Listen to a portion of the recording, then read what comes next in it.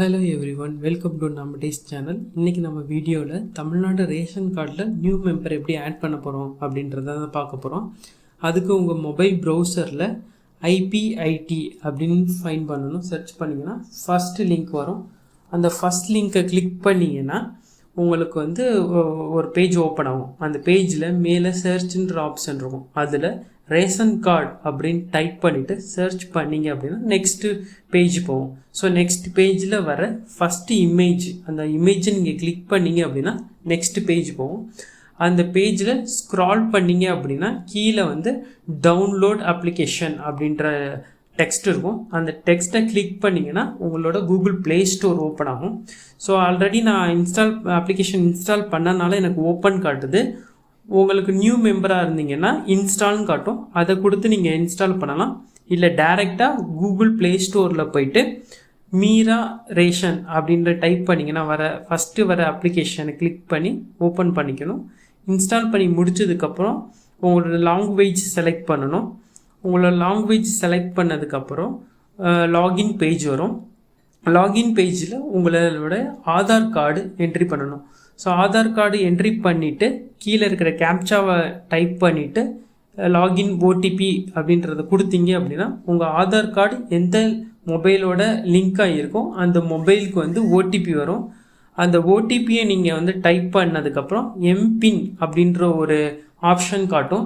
MPIN அப்படின்னா every time நம்ம வந்து ஆதார் கார்டை கொடுத்து ஓடிபி கொடுத்து போகணும்னு அவசியம் இல்லை. அந்த எம்பின் அப்படின்றத நம்ம ஜென்ரேட் பண்ணிட்டோம்னா திரும்ப நம்ம ஸ்டேட்டஸ் பார்க்கும்போதோ இல்லை அப்டேட் பண்ணும்போதோ அந்த எம்பின் கொடுத்தாலே டேரெக்டாக டேஷ்போர்டுக்கு போயிடும்.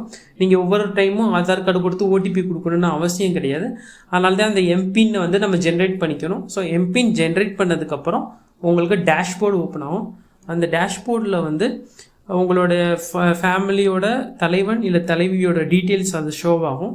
ஸோ அதில் இருக்கிற டீட்டெயில் செக் பண்ணிங்கன்னா கீழே மெம்பர்ஸ் அப்படின்ற ஒரு ஆப்ஷன் இருக்கும். அந்த மெம்பர்ஸ் கிளிக் பண்ணிட்டீங்கன்னா உங்கள் ஃபேமிலி மெம்பர்ஸோட டீட்டெயில்ஸ் இருக்கும். அதில் நீங்கள் மொபைல் நம்பர் ஆட் பண்ணிக்கலாம், எடிட் பண்ணிக்கலாம், இல்லை டெலீட் பண்ணிக்கலாம், என்ன வேணால் அதில் சேஞ்சஸ் பண்ணிக்கலாம். ஸோ நம்ம வந்து நியூ மெம்பர் தான் ஆட் பண்ண போகிறோம். அதனால் மேலே வந்து ஆட் மெம்பர் அப்படின்ற ஆப்ஷன் இருக்கும். அதை நீங்கள் கிளிக் பண்ணிங்கன்னா ஒரு 9 ஸ்டெப் இருக்கும். ஸோ 9 ஸ்டெப்பை நீங்கள் ஃபில் பண்ணிட்டு சப்மிட் பண்ணிட்டீங்க அப்படின்னா 15 days ஆர் 20 daysக்குள்ளே வந்து உங்களுக்கு அப்ரூவல் ஆகி நீங்கள் ஆட் பண்ண மெம்பரை வந்து நீங்கள் இதிலே பார்த்துக்கலாம். ஸ்டேட்டஸும் நீங்கள் இதிலே பார்த்துக்கலாம். ஸோ ஃபஸ்ட்டு ஸ்டெப்பில் வந்து உங்களுடைய பர்சனல் டீட்டெயில்ஸ், உங்கள் name, father name, mother name, நீங்கள் மேரிட் ஸ்டேட்டஸ், ஆல்ரெடி மேரிடாக இருந்தீங்க அப்படின்னா உங்களோட ஹஸ்பண்ட் ஆர் ஒய்ஃப் அவங்களோட டீட்டெயில் இருக்கும். உங்களோட ஆட் பண்ண போகிற மெம்பர் அவங்களோட மொபைல் நம்பர், இமெயில் ஐடியும் ஆட் பண்ணிக்கலாம். இல்லை மொபைல் நம்பர் நான் ஃபியூச்சரில் ஆட் பண்ணிக்கிறதுனாலும் ஓகே, அது நோ ப்ராப்ளம். கொடுக்குறதா இருந்தால் கொடுத்துக்கலாம், இல்லை நெக்ஸ்ட்டு நம்ம வந்து அப்ரூவல் ஆனதுக்கப்புறம் கொடுத்துக்கலாம். ஸோ அதே மாதிரி தான் 9 ஸ்டெப்ஸ் போயிட்டே இருக்கும். ஸோ செகண்ட் ஸ்டெப்பில் பார்த்தீங்கன்னா உங்களோட டீட்டெயில்ஸ் இருக்கும். தேர்ட் 4th ஸ்டேஜில் வந்து உங்களுக்கு பேங்க் டீட்டெயில்ஸ் அந்த மாதிரி இருக்கும். ஸோ நீங்கள் பேங்க் டீட்டெயில்ஸும் கிளிக் பண்ணி ஆட் பண்ணிக்கலாம். இல்லை நான் ஃப்யூச்சரில் ஆட் பண்ணிக்கிறேன் அப்படின்னாலும் பேங்க் டீட்டெயில்ஸை வந்து ஸ்கிப் பண்ணிக்கலாம். ஸோ நெசசரியாக இருக்கிற டீட்டெயில்ஸ் மாத்திரம் நீங்கள் கண்டிப்பாக வந்து அதில் கொடுக்கணும். இல்லை அப்படின்னா நீங்கள் வந்து அன்செக் பண்ணிவிட்டு நெக்ஸ்ட் கொடுத்துட்டே இருக்கலாம். இல்லை நான் பேங்க் டீட்டெயில்ஸும் ஆட் பண்ணுறேன் அப்படின்னாலும் பேங்க் டீட்டெயில்ஸும் ஆட் பண்ணிக்கலாம். அதே மாதிரி தான் உங்களோட எல்லா டீட்டெயில்ஸ் இருக்கும். ஆனால் மேனிட்ரியாக இருக்கிற டீட்டெயில்ஸ் எல்லாம் கண்டிப்பாக நீங்கள் வந்து அதில் ஃபில் பண்ணி தான் ஆகணும். லைக் உங்களோட அட்ரஸ் ப்ரூஃப், அந்த மாதிரி சம் பேசிக் டீட்டெயில்ஸ் இருக்கும். ஸோ அட்ரஸ் ப்ரூஃப்க்கு வந்து ஓட்டர் ஐடி, ஆதார் கார்டு அந்த மாதிரி வந்து டீட்டெயில்ஸ் செலக்ட் பண்ணிவிட்டு நீங்கள் எந்த ஆப்ஷனை செலக்ட் பண்ணீங்க, ஃபார் எக்ஸாம்பிள் ஆதார் கார்டை நீங்கள் செலக்ட் பண்ணீங்க அப்படின்னா ஆதார் கார்டோட இமேஜை நீங்கள் ஸ்கேன் பண்ணி அந்த இமேஜை வந்து நீங்கள் இதில் வந்து அப்லோட் பண்ணணும். ஸோ எந்த சைஸில் இருக்கணும், என்ன ஃபார்மேட்டில் இருக்கணும் அப்படின்றதே தெளிவாகவே கொடுத்துருக்காங்க. ஸோ அதை நீங்கள் ஃபாலோ பண்ணி இமேஜை ஸ்கேன் பண்ணி அதை நீங்கள் அப்லோட் பண்ணணும். ப்ரௌசர் ஃபைல் அப்படின்ற இருக்கும். அதை கிளிக் பண்ணிட்டீங்கன்னா நீங்கள் உங்கள் மொபைலில் இருக்கிற டாக்குமெண்ட்டை வந்து இதில் அப்லோட் பண்ணிக்கலாம்.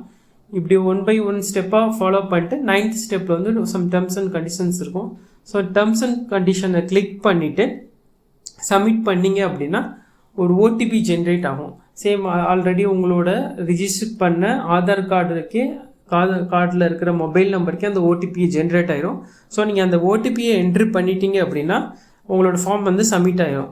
ஸோ ஃபார்ம் சப்மிட் ஆன உடனே பேக்ரவுண்டில் வந்து செக் பண்ணிவிட்டு அவங்க அப்ரூவல் கொடுப்பாங்க. ஸோ அப்ரூவல் வந்ததுக்கப்புறம் நீங்கள் இதிலேயே வந்து அந்த ஆட் பண்ண மெம்பரையும் பார்த்துக்கலாம். இல்லை ஆட் பண்ண மெம்பரில் ஏதாவது எடிட்டு சேஞ்சஸ் பண்ணணும் அப்படின்னாலும் நீங்கள் இதுலேயும் சேஞ்ச் பண்ணிக்கலாம். எல்லா ஃபெசிலிட்டிஸும் இதிலேயே இருக்குது. நீங்கள் ட்ராக் பண்ணுறதுக்கும் சேம் இதே லாகின் பண்ணிவிட்டு ஸ்டேட்டஸ் செக் பண்ணிங்க அப்படின்னா ஹிஸ்ட்ரியில் இருக்கும், மெனுவில் ஹிஸ்ட்ரி இருக்கும். ஹிஸ்ட்ரியில் நீங்கள் செக் பண்ணாலும் அது என்ன ஸ்டேட்டஸில் இருக்குது அப்படின்றதும் ஷோ ஆகும். தேங்க்யூ. வேறு ஒரு வீடியோவில் பார்க்கலாம். தேங்க்யூ. பை.